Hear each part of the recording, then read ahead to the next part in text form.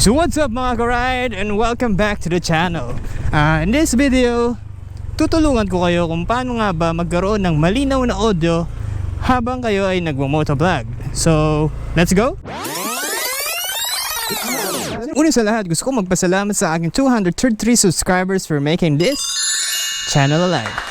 At sa mga nag-comment kung ano nga ba yung audio setup ko, sa video na ito, pag-uusapan natin yan. So, let's go!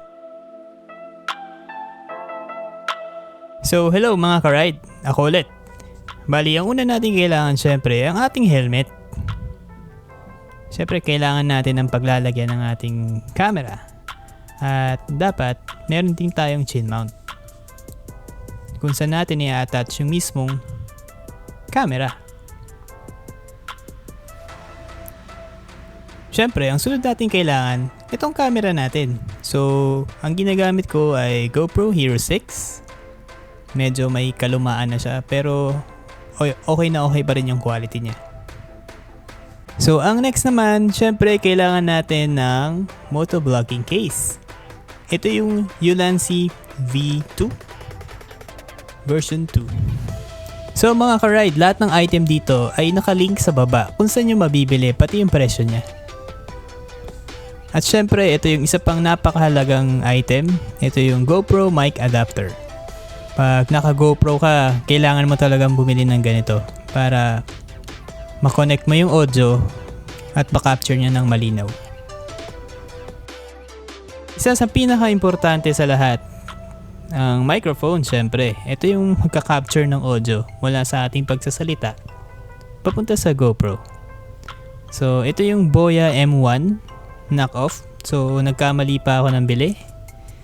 Ang dapat talagang bibilin is Boya LM20. So, yan. Bibili ako next time nun. So, okay na mga ka-ride. Kompleto na yung ating gamit. Ituturo ko naman sa inyo yung pag-install ng mga ito. So, una sa lahat, kunin natin tong GoPro case. Papasok natin yung GoPro. So, okay. And ilalak na natin siya. And then, itong GoPro adapter, pasok natin ngayon siya sa case. So, ito yung tamang pagpasok sa kanya. So, kailangan muna natin iuna yung pinaka-connector niya. Medyo tricky lang pagpasok niyan. Pero, ayun. Oh, yan. Nakalusot na siya. So, ayan. At itutulak nyo na lang tong part na to sa loob kasi medyo sticky siya.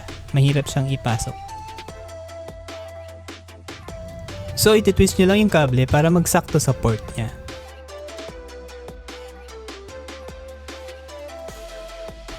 So kunin natin yung helmet.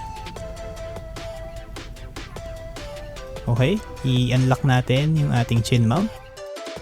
Ay, nahulog. O yan, ikakabit na natin siya.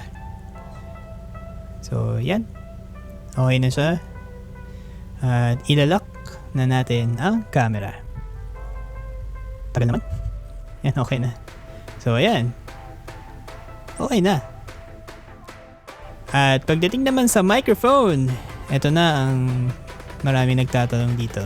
So ito, ang ating microphone head. At yung kabilang dulo ay isasaksak natin sa adapter. Ayan, dito. Alright. And then, i-lock. Connected. Pag tumunog na siya. Dahil may chin guard ako sa aking helmet, ilalagay ko siya doon sa itaas niya. So, ayan, dito. Hilayin natin para medyo lumabas. Diyan natin kakabit yung microphone. O, i-clip mo lang yan sa loob. At ayan na. So, safe na siya dyan. Hindi na siya matatanggal. At yan yung aking setup.